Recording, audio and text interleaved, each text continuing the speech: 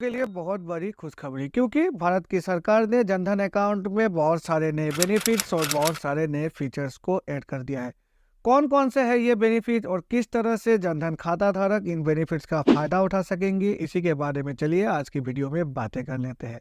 नमस्कार दोस्तों, मैं हूँ विराज और आपका स्वागत है मेरे चैनल विराज की बातें में। तो चलिए आज की वीडियो को फटाफट शुरू करते हैं। जनधन अकाउंट्स की नई बेनिफिट्स के बारे में जानने से पहले चलिए जान लेते हैं आखिर क्या होती है जनधन अकाउंट और किस तरह से हम जनधन अकाउंट को खुलवा सकते हैं। जनधन अकाउंट साल 2014 में ही हमारे present prime minister Shri Narendra Modi द्वारा लॉन्च कर दिया गया था। अब ये जो जनधन अकाउंट लॉन्च किया गया था, इस अकाउंट को लॉन्च करने के पीछे का मकसद था ज़्यादा से ज़्यादा लोग बैंकिंग सुविधाओं का फायदा उठा सके। और इसके तहत अभी करीब करीब 10 साल हो चुके हैं, तो बहुत सारे ऐसे लोग जो इससे पहले बैंकिंग फैसिलिटीज़ का फ़ायदा नहीं उठा पा रहे थे, जनधन अकाउंट के थ्रू बहुत सारे लोगों ने अपना खाता भी खुलवाया और खाता खुलवा कर जो बैंकिंग सुविधाएं हैं उनका फ़ायदा भी उठा रहे हैं। जनधन अकाउंट को हम किसी भी बैंक की किसी भी ब्रांच में जाकर खुलवा सकते हैं। हमारे घर के सामने जो भी हमारी निकटतम ब्रांच है, जो भी निकटतम बैंक है, उसी बैंक में जाकर हम जनधन खाता को खुलवा सकते हैं। अब जनधन अकाउंट को खुलवाने के लिए सिंपल हमारे पास अपनी केवाईसी डॉक्यूमेंट होनी चाहिए। 2 वैलिड डॉक्यूमेंट होने चाहिए। पैन कार्ड तो होनी ही चाहिए, साथ में अगर आधार कार्ड है, ड्राइविंग लाइसेंस है, वोटर आईडी कार्ड है, मनरेगा कार्ड है, तो इसको देकर भी हम जनधन अकाउंट को सिंपली बैंक में जाकर ही खुलवा सकते हैं। जनधन अकाउंट एक कम्प्लीटली जीरो बैलेंस अकाउंट है, मतलब इस अकाउंट में हमें एक भी रुपये मिनिमम बैलेंस के तौर पर नहीं रखना पड़ता है और इसके एवज में बैंक हमसे एक भी रुपये कुछ भी इंटरेस्ट चार्ज नहीं करती है, कुछ भी पेनल्टी हमसे नहीं लेती है। तो जनधन अकाउंट में मिनिमम बैलेंस के तौर पर हमें एक भी रुपये मेंटेन नहीं करना पड़ता है। जनधन अकाउंट में जो इंटरेस्ट रेट दिया जाता है वो नॉर्मल सेविंग अकाउंट, जिस बैंक में हम अपनी जो जनधन अकाउंट खुलवा रहे हैं उस बैंक की जो नॉर्मल सेविंग अकाउंट की इंटरेस्ट रेट होती है, वही इंटरेस्ट रेट जनधन अकाउंट में भी दे दिया जाता है। जनधन अकाउंट में हमें बेसिक फैसिलिटीज जैसे कि चेकबुक की फैसिलिटीज या फिर एक डेबिट कार्ड भी मिल जाती है, एक रुपए डेबिट कार्ड जिसको हम रुपए एटीएम कार्ड भी कह सकते हैं, रुपए डेबिट कार्ड मिल जाती है और उस रुपए डेबिट कार्ड के एवज में हमें अन्य सुविधाएं भी मिल जाती है। जो नई सुविधा इसके साथ ऐड किया गया है वो आगे मैं आपको बताने जा रहा हूँ। जनधन अकाउंट में हमें अलग तरह से और भी फीचर्स मिल जाते हैं और भी बेनिफिट्स मिल जाती है। गवर्नमेंट की जो डायरेक्ट बेनिफिट ट्रांसफर फंड्स होते हैं, जो पैसे हैं वो सीधे सीधे आप जनधन अकाउंट में ही गवर्नमेंट क्रेडिट कर देती है। प्रधानमंत्री जीवन ज्योति बीमा योजना के तहत जो पैसे दिए जाते हैं, प्रधानमंत्री सुरक्षा बीमा योजना के तहत जो पैसे दिए जाते हैं, मुद्रा के तहत जो सब्सिडाइज अमाउंट है वो, या फिर अगर हम बातें करें तो उज्ज्वला गैस योजना के तहत जो सब्सिडाइज पैसे दिए जाते हैं वो सीधे के सीधे डायरेक्ट बेनिफिट ट्रांसफर के थ्रू जनधन अकाउंट में ही अभी क्रेडिट कर दिए जाते हैं। तो अगर आपके पास जनधन अकाउंट नहीं है तो ये जो डायरेक्ट बेनिफिट ट्रांसफर के तहत जो पैसे आ जाते हैं, ये पैसे डायरेक्टली आपके अकाउंट में अभी क्रेडिट नहीं कर दिए जाएंगे। तो मेनली यही होते हैं जनधन अकाउंट और मेनली यही जो फीचर्स है ये जनधन अकाउंट में दे दिया जाता है, नॉर्मली दे दिया जाता है। अब बातें कर लेते हैं जो नए बेनिफिट्स और जो नए फीचर्स ऐड कर दिए गए हैं जनधन अकाउंट में। अगर सबसे पहली बेनिफिट की बातें करें तो मैक्सिमम विड्रॉल और मैक्सिमम डिपॉजिट की जो कैप है जनधन अकाउंट में पहले थी, उस कैप को अभी बिल्कुल ही हटा दिया गया है।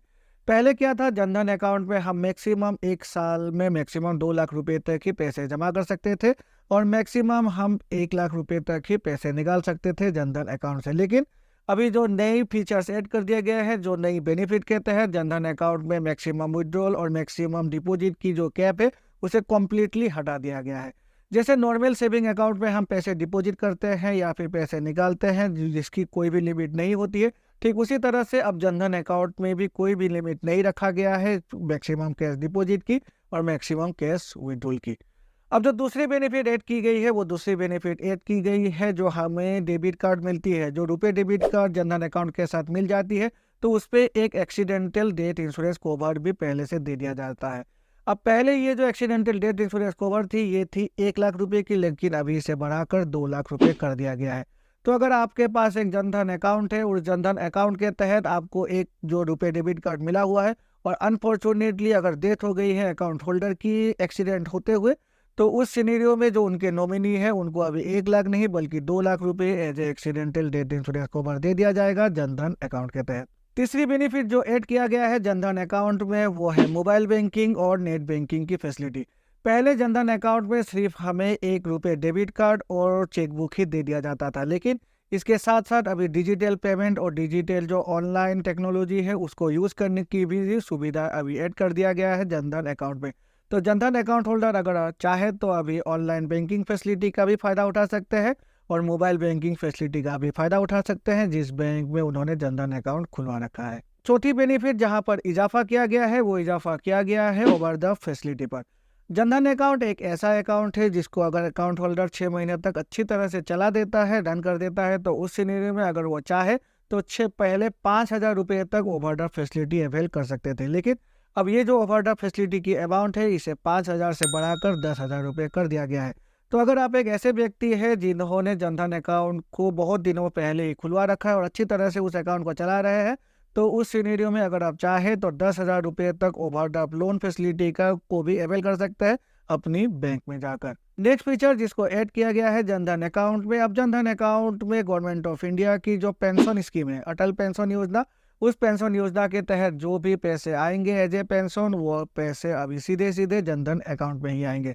और जो गवर्नमेंट ऑफ इंडिया की जो दो इंश्योरेंस स्कीम्स है PMJJBY यानी कि प्रधानमंत्री जीवन ज्योति बीमा योजना और प्रधानमंत्री सुरक्षा बीमा योजना, इस स्कीम के तहत भी जो नॉमिनी को दिए जाने वाले पैसे हैं वो पैसे भी अभी सीधे जनधन अकाउंट्स में ही दे दिए जाएंगे।